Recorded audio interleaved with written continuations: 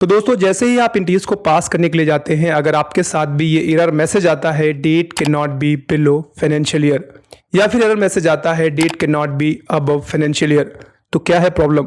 और स्पेशली ये आज से स्टार्ट होगी और कुछ दिनों तक तो रहेगी ही रहेगी, क्योंकि आज है 1 अप्रैल 2023 और आज से आपका फाइनेंशियल ईयर चेंज हो रहा है। अगर आपको ये पता नहीं है कि फाइनेंशियल ईयर क्या है तो आपको प्रॉब्लम आएगी ही आएगी। आपको ये नहीं पता फाइनेंशियल ईयर क्या है, ट्रांजैक्शन डेट क्या है, तो आपको ये प्रॉब्लम आएगी। इसीलिए जरूरी हो जाता है कि टैली का अगर आप कोई भी सॉफ्टवेयर यूज करते हैं तो पहले आप ट्रांजैक्शन डेट और फाइनेंशियल ईयर में डिफरेंसेस समझ ले, कैसे हम इनको सेट करते हैं, ताकि अगली बार जब भी ये कोई प्रॉब्लम आए तो आपको कम से कम यूट्यूब पे जाकर कोई वीडियो सर्च ना करना पड़े। तो आज हम डिटेल में बात करेंगे 3 टॉपिक्स पे। पहला है कंपनी क्रिएशन डेट, दूसरा है फाइनेंशियल ईयर और तीसरा है ट्रांजैक्शन डेट। वीडियो को पूरा लास्ट तक देखेंगे, क्योंकि अगर आप ऐसे डेट्स को चेंज करना सीख भी जाते हैं तो कई बार ऐसा होगा कि आप डे बुक में जाके चेक करेंगे तो पहले जो आपने एंट्रियां पास की थी वो आपको दिखाई ही नहीं दे रही है। इसीलिए पहले आप पूरा कॉन्सेप्ट समझ ले, ताकि अगर डेटा आपका कल को ना दिखाई दे तो आप उसको भी रिकवर कर पाए। तो चलिए स्टार्ट करते हैं और देखते हैं इन एरर मैसेजेस को कैसे हम ठीक करेंगे। सबसे पहली चीज, जब आप एक कंपनी क्रिएट करते हैं तो कंपनी क्रिएट करते समय सबसे पहले आती है कंपनी क्रिएशन डेट। एग्जांपल समझाता हूं। मान लीजिए मैं यहां से ऑल्ट F3 करता हूं और ऑल्ट F3 करते हुए मैं यहां से एक नई कंपनी क्रिएट करूंगा। तो जैसे मैं क्रिएट कंपनी पे जाऊंगा, क्रिएट कंपनी पे जाते समय मान लीजिए कोई भी नाम डाल देता हूं, मैं AS ग्रुप ही डाल देता हूं प्राइवेट लिमिटेड, और यहां से मैं बहुत ज्यादा चेंजेस नहीं करता हूं, बस मैं उत्तर प्रदेश कर देता हूं फिलहाल, और मैं यहां से आगे बढ़ जाऊंगा। अब यहां पे आपने क्या देखा, एक डेट अपने मन से ले ली है इसने, 1 अप्रैल 2023। अब यहां पे इस चीज को ध्यान रखिएगा, ये जो डेट ले रहा है 1 अप्रैल 2023, इसका मतलब ये हुआ कि आपकी कंपनी 1 अप्रैल 2023 को स्टार्ट हो रही है। अगर ये डेट ये रखेंगे आप तो दिक्कत क्या आएगी, कल को आपको 1 अप्रैल 2022 या फिर इस डेट के पहले की कोई एंट्री पास करनी होगी, तो कैसे पास करेंगे आप? क्यों? क्योंकि आपके सॉफ्टवेयर में जो आप सेटिंग कर रहे हैं इसके मुताबिक आपकी कंपनी जो है वो 1 अप्रैल 2023 को स्टार्ट हुई है। तो इसका मतलब ये है 1 अप्रैल 2023 से लेकर के उसके बाद की एंट्रियां ही पास कर पाएंगे, आप पहले की नहीं पास कर पाएंगे। अब मान लीजिए ऐसा है कि पहले आप मैनुअल अकाउंटिंग करते थे और आपके पास कुछ हार्ड कॉपीज हैं, अब आप उनको कंप्यूटर में फिट करना चाहते हैं। तो ऐसे में जब आप कंपनी क्रिएट करें तो ध्यान रखें, कंपनी क्रिएट करते समय कंपनी क्रिएशन डेट जो आपको दिखाई दे रही है ये आप वो वाली डालेंगे जब आपकी कंपनी स्टार्ट हुई थी। जैसे मैं अगर अभी 2023 डाल दूंगा तो मैं 2018, 2019, 2020, 2021, 2022 की कोई भी एंट्री पास नहीं कर पाऊंगा। क्यों? क्योंकि इस सॉफ्टवेयर के मुताबिक मेरी कंपनी ही 1 अप्रैल 2023 को स्टार्ट हुई है, तो इससे पहले की कोई ट्रांजेक्शन कैसे हो पाएगी? तो आपको क्या करना है, सबसे पहले यहाँ पे वो डेट डालना है। एग्जाम्पल के तौर पर अगर मेरी कंपनी 1 अप्रैल 2015 को स्टार्ट हुई थी तो मैं यहाँ पे वही डालूंगा। भले ही आज 1 अप्रैल 2023 है, लेकिन हमें आज की डेट नहीं डालनी, हमें अपने कंपनी के क्रिएशन डेट डालनी है, कब से हमारी कंपनी स्टार्ट हुई थी। ठीक है, तो जैसे मैं एग्जाम्पल के तौर पर यहां से 1 अप्रैल 2015 डाल देता हूं। अब अगला वाला समझ लीजिएगा, जो नीचे ऑप्शन दिया हुआ है बुक्स बिगिनिंग फ्रॉम, इसका मतलब क्या हुआ? इसका मतलब है 1 अप्रैल 2015 को तो मेरी कंपनी स्टार्ट हुई थी और उसी दिन से मैंने फाइनेंशियल डेटा मेंटेन करना स्टार्ट किया था। कई बार बच्चे एक मिस्टेक कर देते हैं कि यहाँ पे 1 अप्रैल 2015 डाला और यहाँ 31 मार्च डाल देते हैं, then again you will have problem. पहले मैसेज पढ़ लीजिए, फाइनेंशियल ईयर नहीं है, कब आपकी कंपनी स्टार्ट हुई और बुक कीपिंग आप कब से कर रहे हैं, कब से आप डेटा मेंटेन करना स्टार्ट कर रहे हैं, तो यहाँ पे दोनों डेट सेम रहेंगी। अब पहली चीज तो समझ गया होंगे कंपनी क्रिएशन डेट। अगर आपने 1 अप्रैल 2015 डाल दिया है तो 1 अप्रैल 2015 के बाद की कोई भी एंट्री आप पास कर सकते हैं, बशर्ते आपको उसके लिए फाइनेंशियल ईयर का पता होना भी जरूरी है। अब ये फाइनेंशियल ईयर क्या होता है? जैसे मान लीजिए मैंने 1 अप्रैल 2015 को कंपनी क्रिएट की, तो जो सबसे पहला फाइनेंशियल ईयर होगा आपका वो होगा 1 अप्रैल 2015 से लेकर के 31 मार्च 2016।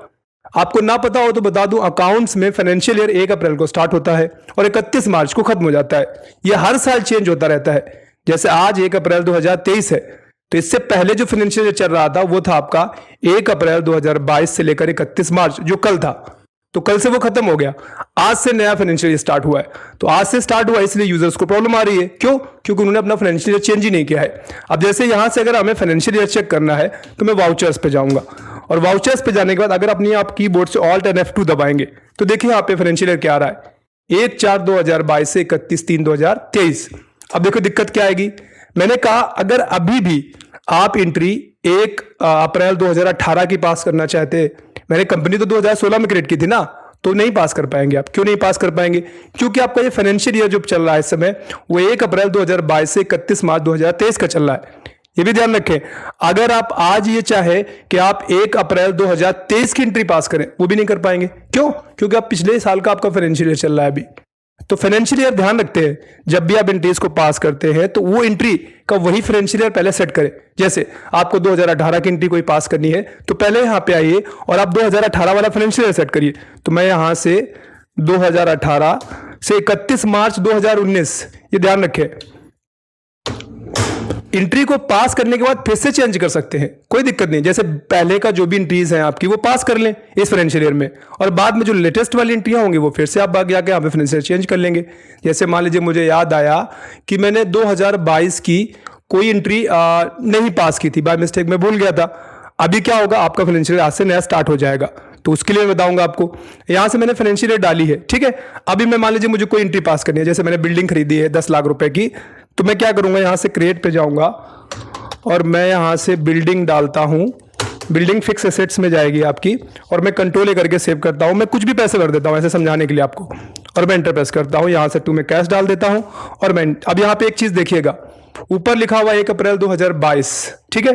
तो जो आप एंट्री पास कर रहे हैं वो 1 अप्रैल 2022 की है। देखिए होगा क्या, अब जैसे आप एंटर लिख के आएंगे, यहां से एंटर प्रेस करेंगे तो ये देखिए आपकी एंट्री पास हो जाएगी।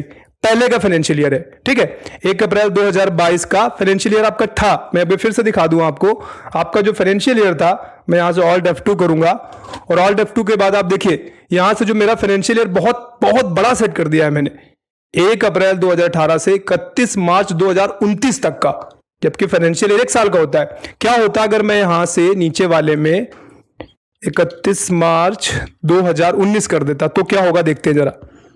मैं यहां से 19 कर देता हूं, इंटर किया। अब यही एंट्री मैं सेम पास करने जाता हूं, ऊपर डेट पड़ी हुई देख लीजिएगा। मेरा फाइनेंशियल ईयर पिछले साल का है, 1 अप्रैल 2018 से 19 का, तो बेटा ये एंट्री पास नहीं हो पाएगी। क्यों? क्योंकि ये जो एंट्री आप 1 अप्रैल 2022 की पास करें, देखिए दिखाते हैं होता क्या है। ये देखिए, ये देखिए, date can not be below current period 1 अप्रैल 2022। आपका पीरियड क्या चल रहा है, उसी बीच की एंट्री आपके पास होगी। डेट चेंज करने का ऑप्शन है आपके पास। अगर आपको डेट चेंज करना है तो आप F2 दबाएंगे, और यहां पे बता रहा है 2/4/2022 की आप एंट्री पास कर रहे हैं, जबकि आपका पीरियड कौन सा है, आपने 2018-19 का पीरियड सेट किया है।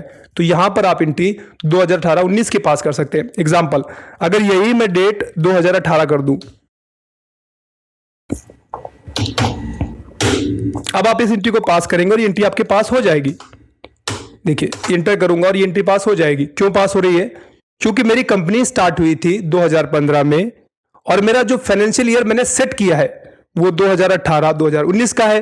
तो अभी जो मैं एंट्रियां पास करूंगा वो 2018-19 की पास कर लूंगा, जैसे मैंने यहां से सेव किया। अभी मैं स्केप करके अगर आपको दिखाऊं तो बाहर आइए, और यहां से आप डे बुक में मैं आपको दिखाता हूं।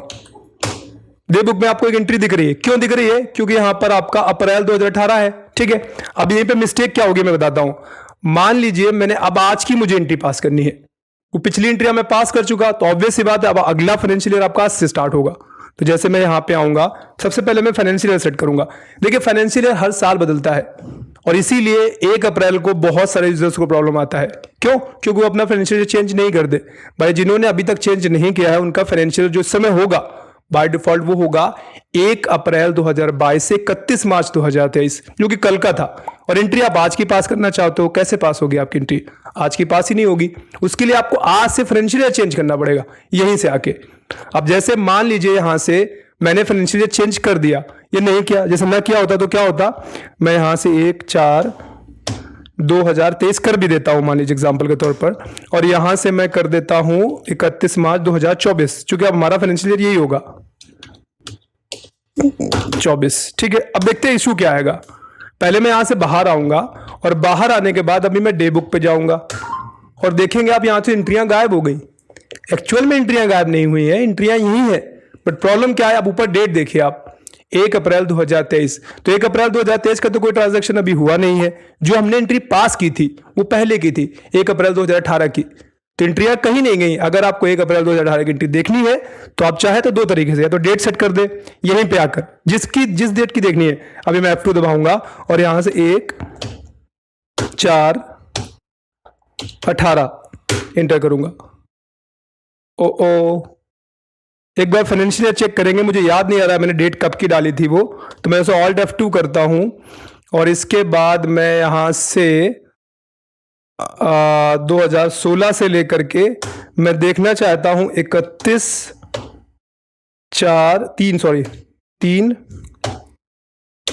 29 तक का मैं काफी लंबा डाला हूं। तो देखिए यहां पे आ रहा है, अब ये मैंने ध्यान नहीं दिया था, 2 अप्रैल 2018 की डेट का था, ठीक है, 2 अप्रैल 2018 की डेट का। अब मैंने कब से कब तक का डेटा निकाला, 1 अप्रैल 2016 से 31 मार्च 2029 तक का, ठीक है। तो वैसे ही होता है, कई बार डे बुक में जाकर आप देखते हैं तो आपको एंट्रियां दिखाई नहीं देती है, उसकी वजह है डेट। ऊपर डेट देख लिया करिए, किस डेट का ट्रांजैक्शन आप देख रहे हैं। अगर आप किसी पर्टिकुलर डेट का देखना चाहें तो वो डेट F2 करके सेट करें तो दिखेगा, या फिर आप पीरियड सेट करें सीधे कि उतनी तारीख से लेकर उतनी तारीख तक का जितना भी ट्रांजैक्शन है वो हमें दिखे, तो वो यहाँ पे आपको दिखने लगेगा, ठीक है। अभी हमें क्या करना है, अब हमें एंट्री पास करने के लिए जाएंगे, तो हम यहाँ वाउचर पे आएंगे और सबसे पहली चीज आपको फाइनेंशियल ईयर ध्यान देना है। मैं यहाँ से ऑल्ट F2 करूंगा और यहाँ से अपना फाइनेंशियल ईयर मैंने सेट कर दिया है। अगर आपने नहीं किया होगा तो दिक्कत आएगी। और फिर आपकी रही बात ट्रांजेक्शन डेट की, अभी देखिए यहाँ पे 1 अप्रैल 2023 आराम से ले लेगा, क्योंकि हमारा फाइनेंशियल ईयर 1 अप्रैल 2023 से 2024 तक चल रहा है, ठीक है। तो यहाँ से मैं मुझे पैसे डालने हैं तो मैं 10 लाख या 11 लाख कुछ भी डाल देता हूं और यहां से कैश। आप कंट्रोल ए या फिर आप इंटर पास करते हुए पास करेंगे तो हो जाएगा आपका। तो ये ध्यान रखें, अगर आप टैली का कोई भी सॉफ्टवेयर यूज करते हैं तो ट्रांजैक्शन डेट, फाइनेंशियल ईयर और आपका ये कह सकते हैं ट्रांजैक्शन डेट और कंपनी क्रिएशन डेट, ये इंपॉर्टेंट है, ये आपको पता होना चाहिए। उम्मीद करता हूँ वीडियो पसंद आया होगा। वीडियो पसंद आया है, वीडियो को लाइक कर दीजिए, चैनल को सब्सक्राइब कर लीजिए, साथ ही साथ बेल आइकन पे हिट कर लीजिए। बहुत जल्द मिलते हैं, तब तक अपना ख्याल रखिए, अकाउंटिंग सीखते रहिए। Bye bye, take care.